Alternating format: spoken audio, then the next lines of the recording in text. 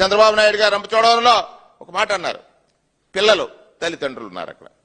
ఈ రాష్ట్రానికి 10 లక్షల కోట్ల అప్పులతో మాకు ఇచ్చారని చెప్తున్నారు. మీరు రాష్ట్ర ప్రజలకు ఏ సందేశం ఇస్తున్నారు? మీరు ఆ సభలో 10 లక్షల కోట్లు గత ప్రభుత్వం అప్పు చేసిందని చెప్తున్నారు. మీరు మీ ఆర్థిక మంత్రి శాసనసభ సాక్షిగా ఉన్నటువంటి అప్పులు 6,48,000 కోట్లు అని చెప్పారే. గణాంకాలు, కాగ్ నివేదికలు ఈ రాష్ట్రంలో జగన్మోహన్ రెడ్డి గారి ప్రభుత్వంలో ఆయన చేసినప్పుడు 3,40,000 కోట్లు అని చెప్పిన తర్వాత 43,000 కోట్లు అని చెప్పిన తర్వాత మీరు 2 సంవత్సరాల కాలంలో 3,65,000 కోట్లు అప్పులు చేశారు. ఎంతకాలం ఈ అబద్దాలను ప్రచారం చేస్తారు? మీకు అధికారం వచ్చింది, అధికారం కోసం అబద్దాలు ఆడారు.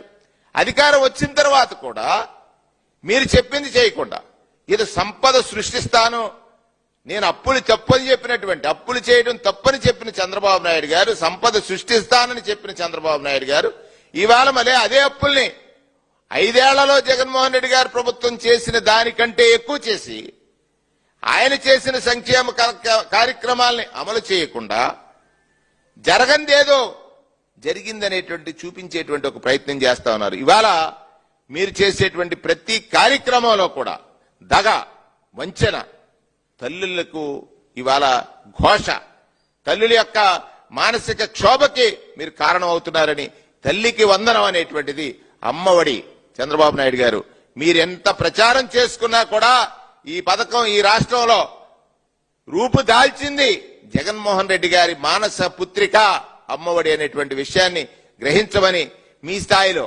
ముఖ్యమంత్రి గారు అబద్దాలు ఆడితే పసిపిల్లలండి, ముఖ్యమంత్రి స్థాయిలో ఇవాళ మీరు ఆ పసిపిల్లల దగ్గర ఒక అబద్ధం చెప్పారు.